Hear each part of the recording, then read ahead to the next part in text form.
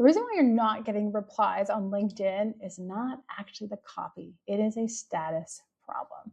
So I've heard this a lot. I have a lot of people come to me and they say, I've tried everything. I've made the message shorter. I've taken out the pitch. I've personalized it, and I'm still getting ignored. See, the problem is the message quality is not what's determining your reply rate. It's something else that's being assessed before your prospect even reads a word. And that assessment is almost always going to go against the person who sent the message first.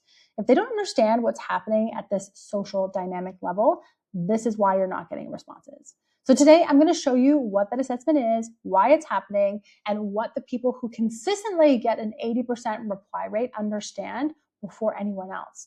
And I'll tell you up front, it has nothing to do with the words that you choose.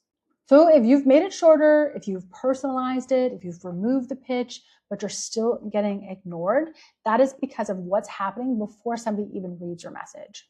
When you send a message to someone who doesn't know you, you're asking for their attention or their time. You have created an asymmetric interaction, but you need something from them. They don't need anything from you, at least not yet, not visibly. But this asymmetry is registered instantly, and it's unconsciously by the person receiving the message. It places you, the asker, in a subordinate social position. So before you even just said a single word, that message is being evaluated. And this is not some observation about human nature. It's just how the social status operates. And we are constantly living in this status signal of all the people around us, of who they respond to, who they perceive us to be, whether they're superiors or whether we're below. People instantly make this decision. And so high status buyers, the executives and the founders of who you're trying to reach, are surrounded by people seeking access to them. This radar of theirs is very finely tuned, and a message that arrives in the frame of, I want something from you, triggers an immediate downgrade. So what makes this so hard to understand is that it's not that better copy is going to solve the problem. It's the frame. You can rewrite a message 100 times. You can make it shorter. You can make it warmer. You can make it more specific. You can make it less salesy. It's still going to stand in the same social position as long as the underlying dynamic of asking you for something you haven't offered.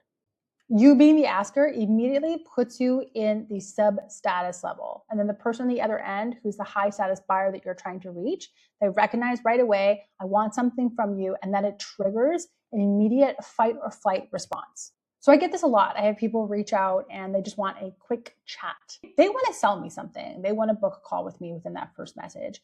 And that is not the goal of when you send a first message. The goal is simply to have enough curiosity to get somebody to respond.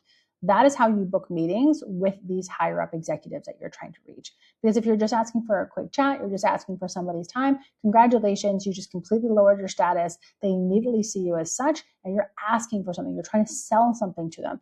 You may not see it as that because you're just asking for a quick chat, but like we've all been there. These executives have 20, 30 of these style of messages that come into their inbox every day. And I know this because I manage their inboxes and I see what comes in every day. So you have to look at low status versus a peer level status. So low status is asking for time. You're leading with your credentials as a way to justify. You're over explaining, over hedging. You're saying things like, hey, I know you're really busy, but that just takes status down by like 10 notches. Versus when we look at a peer level way in which to reach out, we can demonstrate some level of awareness with their current problems. We assume that there's expertise on both sides, and there's no justification for the outreach. We don't have to justify the reason why we're reaching out to somebody. And this is going to make it feel like it's already somebody in the room that they know. Because peers do not explain why they deserve a response. They just assume that the conversation is something that that person wants to hear. So that distinction is the entire difference between a message filed as a sales pitch versus one that's going to get you a reply. So high status outreach is not about confidence. It's about a framework. So it's not about seniority, right? Peer level status is constructed by the message, not by your reputation. It's not about charisma. The right structure signals peer level positioning for anyone who uses it. And it's fully, the framework creates the positioning creates the reply. And this is why I love using our 87% reply system. This is where we have peer level framework. We start off from line one, showing that we understand the current scenario that they're in. We use very specific scripts depending upon the scenario, and then we use very specific reply frameworks so that we are able to maintain those peer level positionings throughout the entire conversation that we're having with our prospects.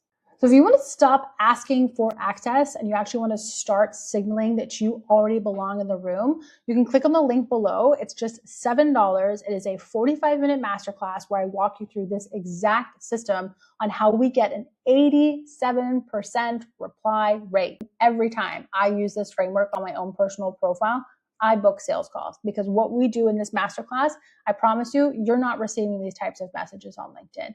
In fact, I am so confident that if you come in and you purchase the masterclass and you don't love it, just simply ask me back for a refund. My team won't even ask me why or let me know. They'll just simply process it, no questions asked, as long as you do that within a 7-day period. So I want you to click on the link below, go and check it out. This is the exact method that we use to get an 87% reply rate on the messages that we send on LinkedIn.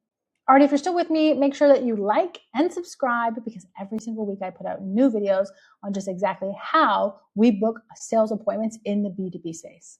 Cheers.